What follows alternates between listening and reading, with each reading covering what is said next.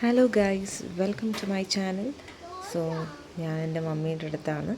അപ്പോൾ ഞാനവിടെ ചെന്നപ്പോൾ മമ്മി അവിടെ അപ്പം ചുട്ടുകൊണ്ടിരിക്കുകയാണ്, കുട്ടികൾക്കൊക്കെ അപ്പം. സോ ഞാൻ വിചാരിച്ചു ശരി അവിടെ നിന്ന് അപ്പമൊക്കെ കഴിക്കാമെന്ന്.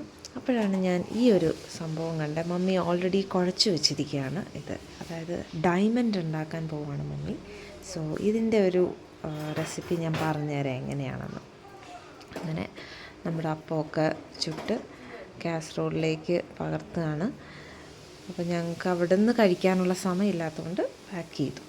അപ്പോൾ ഇങ്ങനെയാണ് സംഭവം. ഇതെങ്ങനെയാണെന്ന് വെച്ച് കഴിഞ്ഞാൽ നമ്മൾ കുറച്ച് ഗോതമ്പ് പൊടി, മൈദ, അതിലേക്ക് നമ്മൾ എള്ള്, കുറച്ച് പഞ്ചസാര, നുള്ളുപ്പ്, പിന്നെ മുട്ട, അതാണ് പ്രധാനം. ഒരു 3 മുട്ട പൊട്ടിച്ച് വെച്ചിട്ടുണ്ട്, ഏലക്കാപ്പൊടി.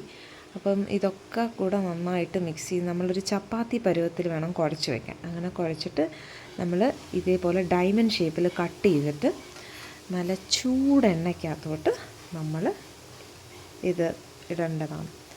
എന്നിട്ട് ഇച്ചിരി ലോ ഫ്ലെയിമിൽ വേണം വയ്ക്കാൻ. നന്നായിട്ട് തിളച്ചതിന് ശേഷം ലോ ഫ്ലെയിമിൽ വെച്ചിട്ട് ഇത് വറുത്തെടുക്കേണ്ടതാണ്. അപ്പം അതൊരുപാട് കരിഞ്ഞു പോവാതെ ശ്രദ്ധിക്കണം, നന്നായിട്ട് ഇളക്കി കൊടുക്കുക. സോ ഇതൊക്കെ കുട്ടികൾക്കൊക്കെ ഭയങ്കര ഇഷ്ടമായിരിക്കും.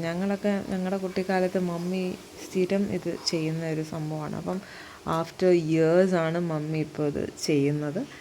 അപ്പോൾ കുട്ടികൾക്കൊക്കെ ഇത് ഫസ്റ്റ് ടൈം. അവരൊന്നും ഇതൊന്നും അങ്ങനെ കഴിച്ചിട്ടില്ല. ഞങ്ങളുടെയൊക്കെ ആ ഒരു സമയത്തായിരുന്നു ഇത് ഭയങ്കര ഫേമസ്. ആ സമയത്തൊക്കെ നമ്മൾ 4 മണി പലഹാരം എന്നൊക്കെ പറഞ്ഞ് അച്ചപ്പം ഇങ്ങനെ ഉള്ള സംഭവങ്ങളൊക്കെ റെഡിയാക്കുമായിരുന്നു. അപ്പോൾ ഇങ്ങനെ ഈ ഒരു കളറായിരിക്കണം. എന്നിട്ട് നമ്മൾ ഇത് മാറ്റി വെക്കുക. എന്നിട്ട് നമ്മൾ അടുത്ത സെറ്റ് ഇടുക. അപ്പോൾ ഇത് നമ്മൾ കുറച്ച് ഇതാക്കി വെക്കുമ്പോഴത്തേക്ക് നല്ല ക്രിസ്പി ആയിട്ട് വരും കുറച്ച് കഴിയുമ്പോഴത്തേക്ക്. എന്നിട്ട് നമ്മൾ ഒരു കണ്ടെയ്നറിനകത്ത് ഇട്ട് വെച്ചാൽ മതി. അപ്പോൾ കുറേ ദിവസം ഇരിക്കും.